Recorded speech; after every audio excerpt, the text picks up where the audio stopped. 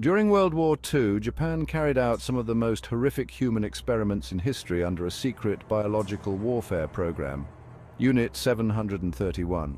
Unit 731 was a covert biological and chemical warfare research unit of the Imperial Japanese Army, responsible for some of the most inhumane acts in modern warfare.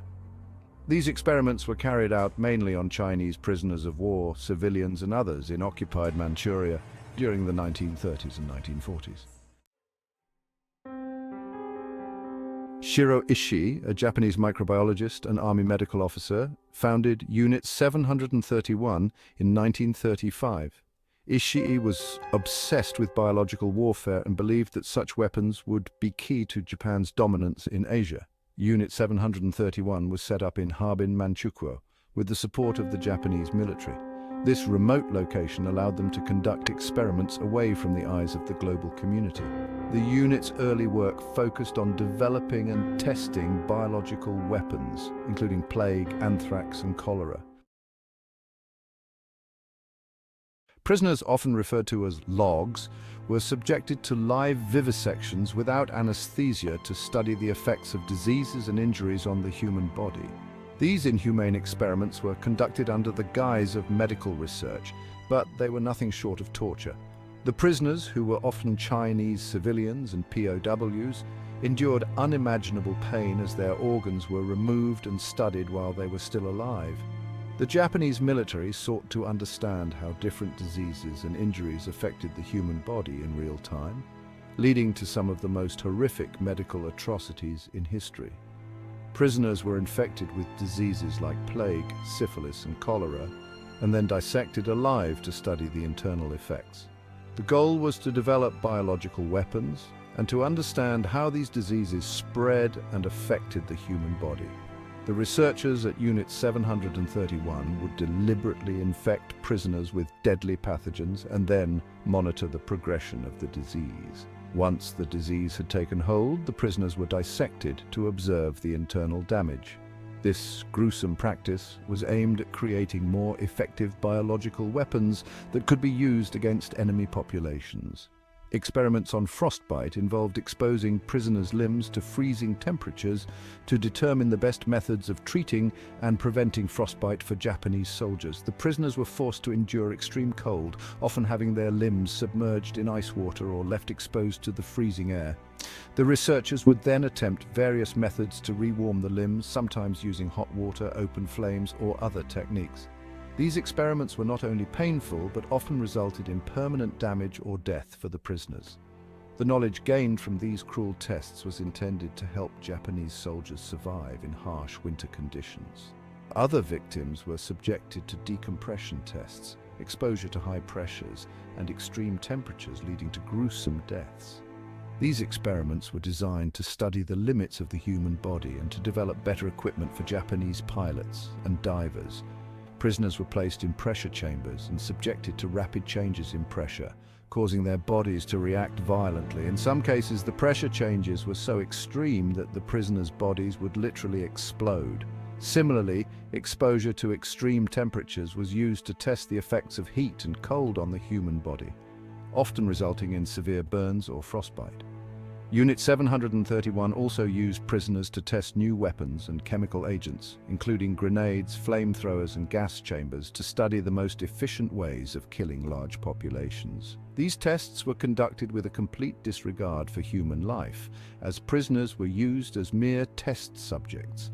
The researchers would observe the effects of different weapons and chemicals on the human body, noting how quickly and effectively they could incapacitate or kill. This information was then used to improve the lethality of Japanese weaponry. The horrors of Unit 731 remain a dark chapter in human history, a stark reminder of the depths of cruelty that can be reached in the name of scientific progress. Unit 731 conducted horrific field tests by releasing biological agents, such as plague-infested fleas, into Chinese villages.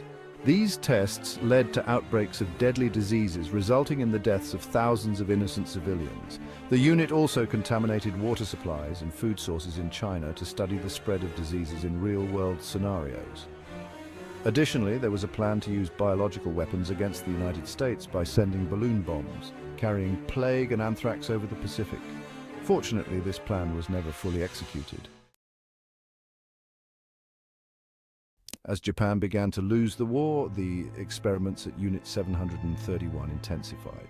The desperation of the Japanese military led to even more brutal and inhumane tests on prisoners. These experiments included vivisections, frostbite testing, and the deliberate infection of prisoners with deadly pathogens. The goal was to develop biological weapons that could turn the tide of the war in Japan's favor. By 1945, with Japan's defeat imminent, the unit destroyed much of its facilities and records to cover up the atrocities. The Japanese military ordered the destruction of all evidence that could implicate them in war crimes. This included burning documents, dismantling equipment, and even killing remaining prisoners to ensure no witnesses were left. The scale of the cover-up was massive, and it was carried out with ruthless efficiency.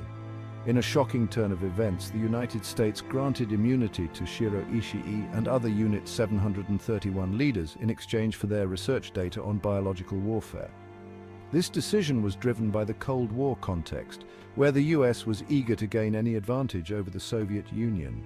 The data obtained from Unit 731 was considered highly valuable for its potential applications in biological warfare and defense. This deal allowed many of those responsible to evade prosecution for war crimes, highlighting the moral controversy surrounding the U.S. quote, as decision to prioritize gaining scientific knowledge over seeking justice for the victims. The immunity deal meant that many of the perpetrators of these horrific crimes lived out their lives without facing any legal consequences. This has left a lasting scar on the memories of the victims and their families, and it remains a dark chapter in the history of World War II and its aftermath. The ethical implications of this decision continue to be debated by historians and ethicists to this day. Tens of thousands of Chinese civilians, along with some Russian and Korean prisoners of war, died as a result of Unit 731's experiments.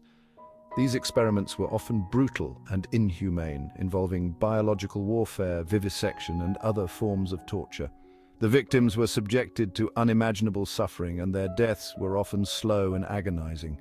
The scale of the atrocities committed by Unit 731 is staggering, and the impact on the affected communities is still felt to this day. Many survivors were left with lifelong physical and psychological scars. The physical scars were often visible, with many survivors bearing the marks of their torture for the rest of their lives. The psychological scars, however, were often hidden but no less devastating. Many survivors suffered from severe PTSD, depression, and other mental health issues as a result of their experiences. The trauma was not limited to the survivors themselves, but also affected their families and communities, creating a ripple effect that has lasted for generations. It is a sobering fact that no members of Unit 731 were ever held accountable in international war crimes tribunals like those at Nuremberg. Despite the overwhelming evidence of their crimes, many of the perpetrators were granted immunity in exchange for their research data. This lack of accountability has been a source of deep pain and frustration for the victims and their families. It also raises important questions about justice and the ethics of using data obtained through such horrific means. Japan has largely avoided addressing the crimes of Unit 731 in depth. While there have been some efforts to acknowledge and apologize for these atrocities, they have often been met with resistance and controversy. Many Japanese textbooks still gloss over or omit the details of Unit 731's activities, and there is a general reluctance to confront this dark chapter of history. This has led to ongoing tensions with neighboring countries, particularly China and Korea, who feel that their suffering has not been adequately recognized or addressed.